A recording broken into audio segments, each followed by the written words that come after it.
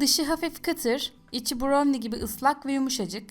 Üstelik margarin de yok. Şerbetili bu efsane brownie kurabiyeyi bir kez deneyince sürekli yapmak isteyeceksiniz. Hadi hemen başlayalım. Soğuk olarak kullanacağımız için ilk olarak şerbetimizi hazırlayalım. 1,5 su bardağı şekerin üzerine 2 su bardağı su ekleyip hafif karıştırıp kaynaması için ocağa alalım. Kaynadıktan sonra da içerisine 5-6 damla limon sıkalım. Şerbetimiz bir yandan kaynarken biz de bu esnada brownie hamurumuzu hazırlayalım. 2 yumurta, 1 su bardağı şeker ve 1 su bardağı sıvı yağını mikser yardımıyla şeker eriyene kadar çırpalım.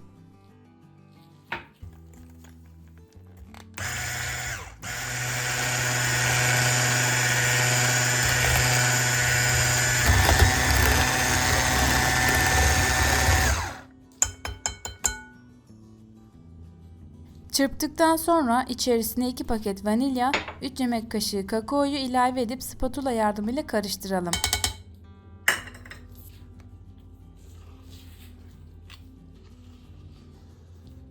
Biraz karıştırdıktan sonra 1 paket kabartma tozunu da ekleyip biraz daha karıştıralım.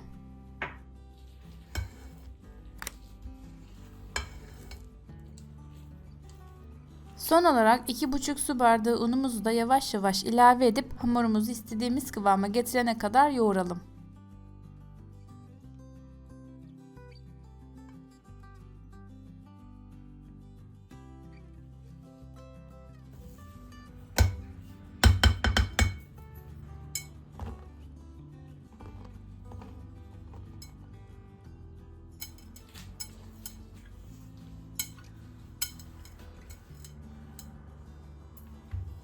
İstediğimiz kıvamı elde ettikten sonra şekillendirme aşamasına geçebiliriz.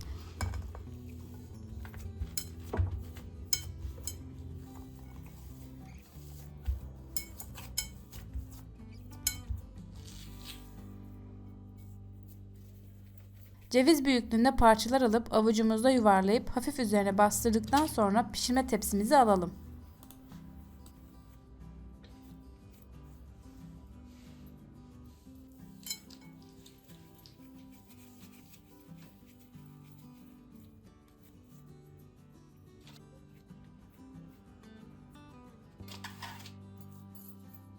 Bu şekilde tepsimizi doldurduktan sonra 180 derecede kontrollü şekilde 20-25 dakika pişirelim. Brownie kurabiyelerimizin ilk sıcağı çıktıktan sonra soğutmuş olduğumuz şerbeti üzerine dökelim.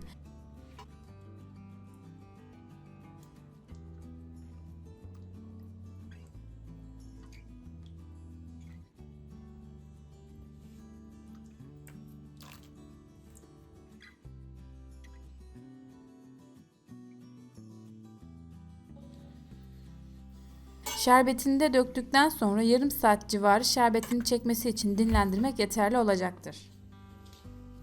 Artık margarinsiz brownie kurabiyelerimiz hazır. Üzerine Hindistan cevizi serpip servis edebilirsiniz. Deneyecek olanlara şimdiden afiyet olsun. Yeni tarifler için takipte kalmayı unutmayın. Bir sonraki tarifte görüşmek üzere.